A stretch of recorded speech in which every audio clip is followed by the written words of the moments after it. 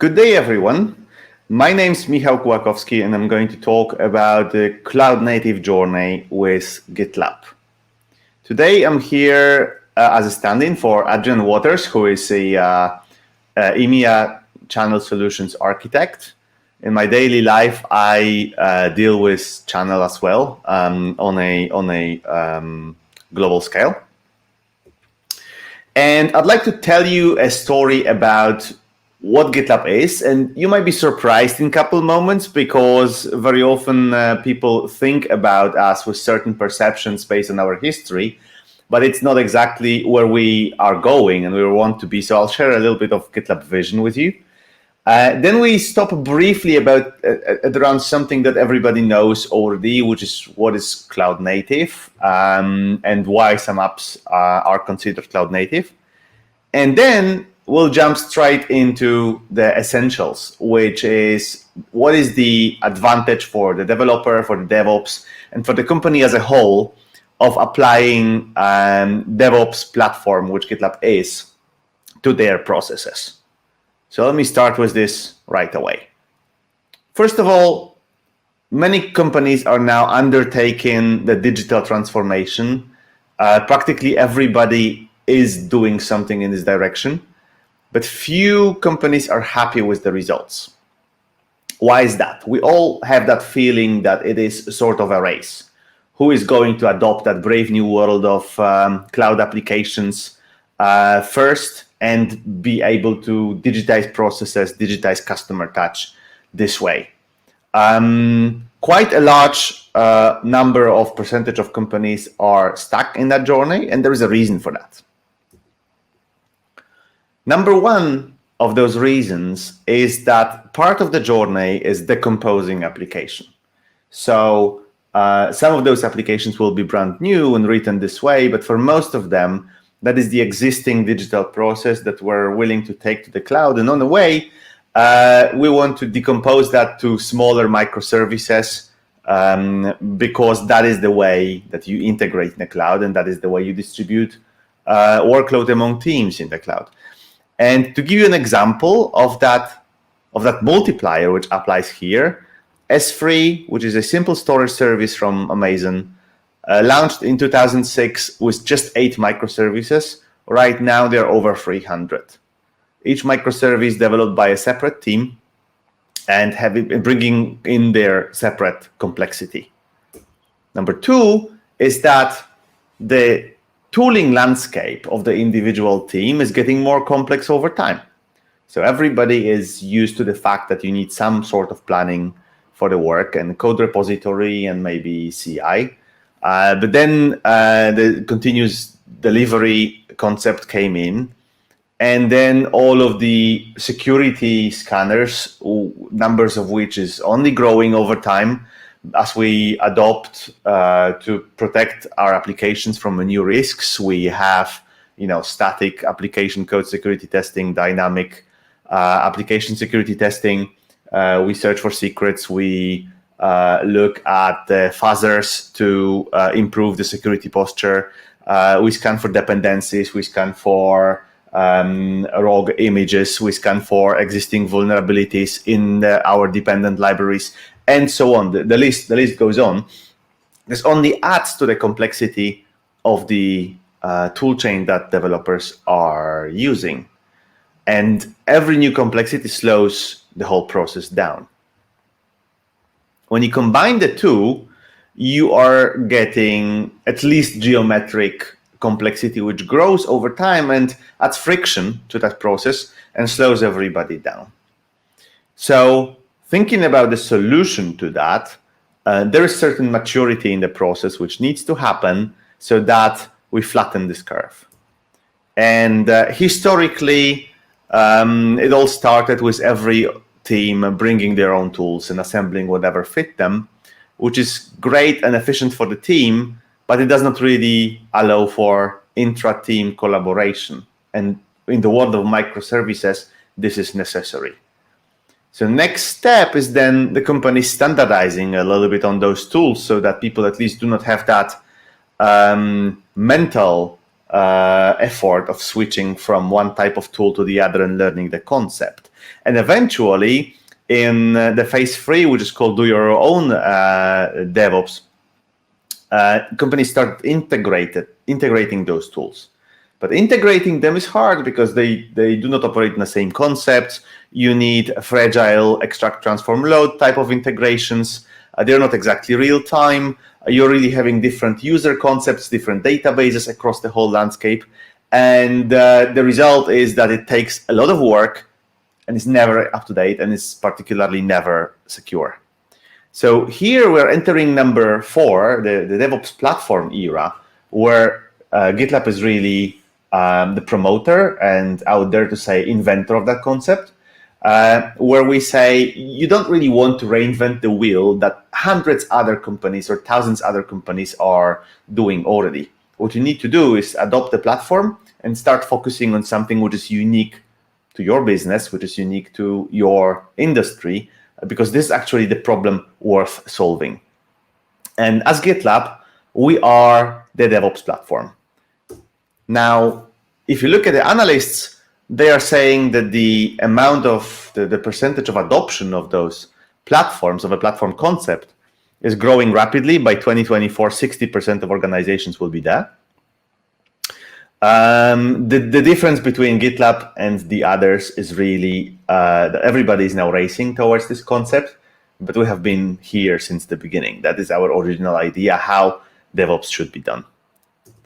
And my last slide about GitLab as such, the return on investment of switching to platform is progressive. First, obvious type of returns are reducing the costs related to purchasing other tools, to managing infrastructure for them, to supporting them, to vendor management, all that overhead which relates to maintaining a complex software beast that the modern tool chain is. But then, in the next step, as you adopt it, you start realizing that there is better developer experience, which essentially helps you in 2 ways. Number 1, developers are more productive, so you get more velocity out of your existing teams. But number 2, and that is often overlooked, developers are happier because they don't have to struggle with things which are slowing them down, and they want to work for you, which means there is less churn and there's easier to attract talent. And then at the level 4, which is really a cultural shift, you start observing revenue acceleration because you can innovate faster, because launching a business experiment becomes all of a sudden easier. There is no friction, there's no overhead to just code something, try it quickly and see if it works with your customers. So how does this apply to cloud native? Well, when we think about cloud native, technically, the application is certainly containerized. It's scaling out in arbitrary cloud or clouds. It has properly externalized dependencies and config. It is obviously loosely coupled with other microservices. It exposes a well-defined and stable API. It would have its configuration and potentially infrastructure managed as code. So you're now not talking about just digital application, you're talking about the whole digital service or digital product as a whole. It is delivered in a continuous way without necessary friction by comparatively small teams which are able to work together on individual components. And important thing to consider is that getting there does not happen overnight. When you think about existing application landscape, which is now being moved to cloud, you essentially, you can lift and shift the whole up to the cloud.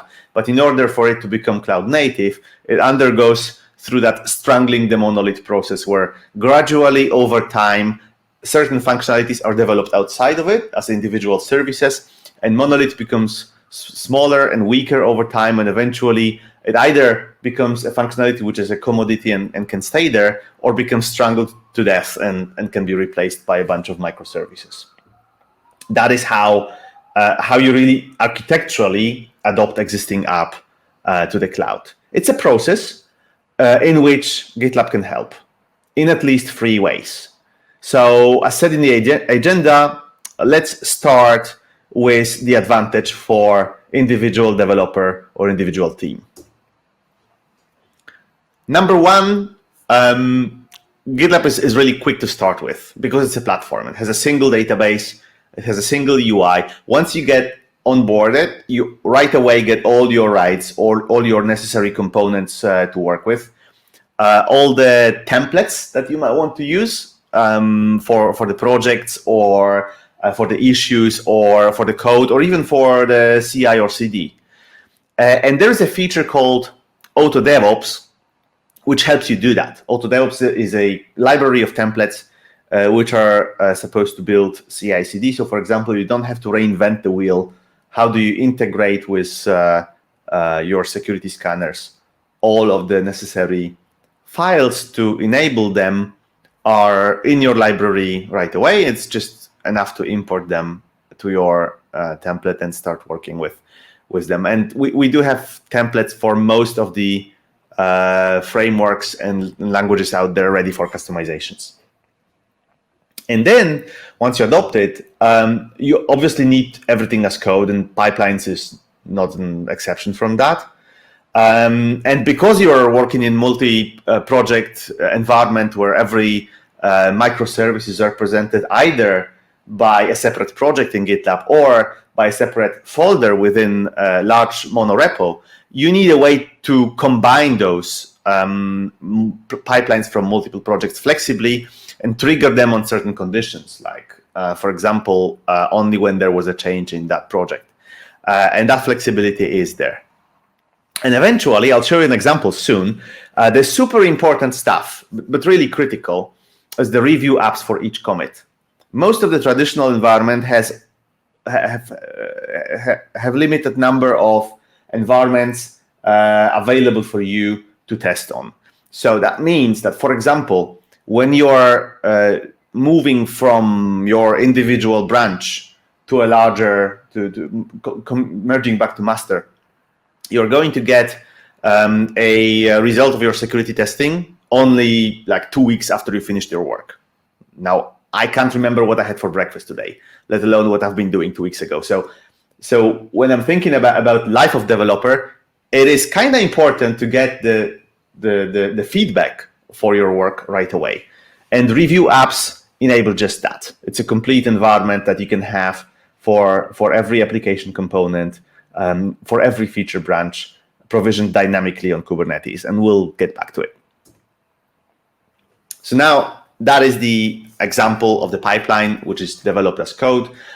In GitLab, you have all the stages defined in either one YAML file or a collection of YAML files, and it eventually builds up for a project pipeline. Those pipelines can actually trigger the downstream dependencies. And as you have noticed here on that right-hand side, this pipeline is actually executing, building a review environment and executing some dust on it, which is dynamic application security testing. So you're going to get all that data fed back into merge request, and the review team will be able to look at it, potentially look at the actually provisioned application and see if they're happy to merge it back to master or not, which is a way to make sure that master stays green and you have a quick, short lifetime for a feature branch. And to give you some example, we have a customer who is making cars, and this customer has been using GitLab to develop components of its infotainment system. Now, they have been able to significantly speed up the build time and the number of releases. But what I want to highlight here is that the time for onboarding new application, new front-end component to the CI/CD system dropped from days to 30 minutes.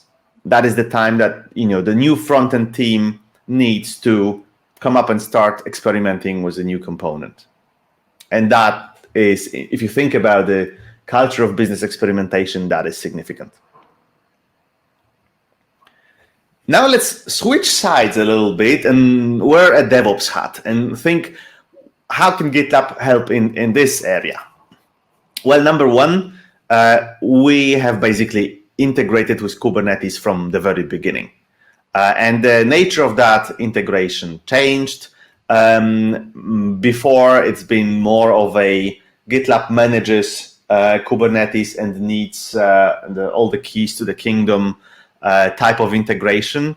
Right now, because we realize in the enterprise environment, sometimes it's a production cluster and it's a security issue for GitLab to manage that cluster, we have the reverse type of integration where GitLab agent is running on a cluster and monitoring changes, GitOps style, and fetching them and applying them. And it's much easier to roll out in enterprise scale. It helps you do infrastructure as code. It helps you do policies as code, like, for example, Anthos policies. Google has an article on that. How do you use GitLab to manage Anthos at scale? And it also helps you manage all the pre-integrated apps which really create that landscape in which you're deploying your application. So, for example, Prometheus for monitoring, Elasticsearch for log aggregation. You can also add your own apps to that management structure. It's all managed as code, so you essentially have the same feature branch plus merge request type of governance control over who is doing what in that environment. And it also helps with canary releases. So now to jump into some examples, here is our environment board where you are seeing a staging and production for an application. You see what has been deployed there and when in terms of branches. What is the amount of pods? What is the state of these pods? Do you have any canary pods which are carrying a newer release? With the icons on the right-hand side, you can jump to the terminal logs or the actual environment right away, and you can decide if you want to roll back to a previous release. It's all on a single screen, assuming you have proper rights in GitLab. And when you move to a particular environment, because we have Prometheus in there and because we have Elasticsearch, we can fetch back the information and present it again in the GitLab UI. So you're getting the monitoring showing you what is the performance impact of a particular release on that individual application. So there's not monitoring of the whole Kubernetes cluster. There's a monitoring in context of a particular namespace which are representing your new application environment. And the same thing happens on the right-hand side where you have a namespace representing production environment for a given application and a bunch of pods which are sitting in there for individual components. Now, there is also a higher overarching advantage of using GitLab for a cloud-native journey. And we have been talking about removing friction at the scale of individual teams, but it's also GitLab can become a collaboration platform for all those teams in between them. So because of that built-in transparency, developers see the actual state of infrastructure. Operations can see particular commits into the application branch. Security can stay there and basically just provision tools for everybody to use, not necessarily being called for every single vulnerability, because some of them developers will know how to fix, but still they will retain the visibility of the whole risk platform. To give you an example, developer we might configure this platform in a way that developer can mitigate vulnerabilities which are not critical themselves.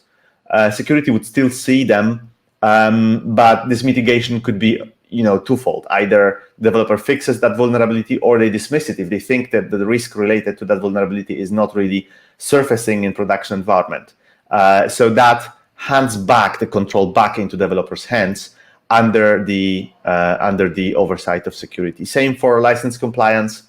Licenses can be tracked and monitored by GitLab because every single build goes through that platform. There is a low overhead with this, low operational overhead to maintain this because it all comes as a single platform. GitLab is also quite special company to work with. What you see on the right-hand side is our maturity page. That's a single page listing all the categories that we think we operate in, all the stages of the DevSecOps life cycle, and our perceived maturity, and it's a drill down. So you can click on those and get into the relevant category pages, then epics, then particular issues. It's all developed in the open. So if you have your own opinion on that, you can go and start commenting on this. Alternatively, if you think you know better, you can contribute to it and give us a merge request, ready to merge, which has the advantage for you that you're not going to maintain the functionality separately, but instead develop something and hand back to GitLab. And for us, this creates additional market visibility and momentum. And right now we have more than 2,500 external contributors which are working with us on a daily basis, mostly in the enterprise space, because they think that it's worthwhile to put their own ideas into how GitLab is built.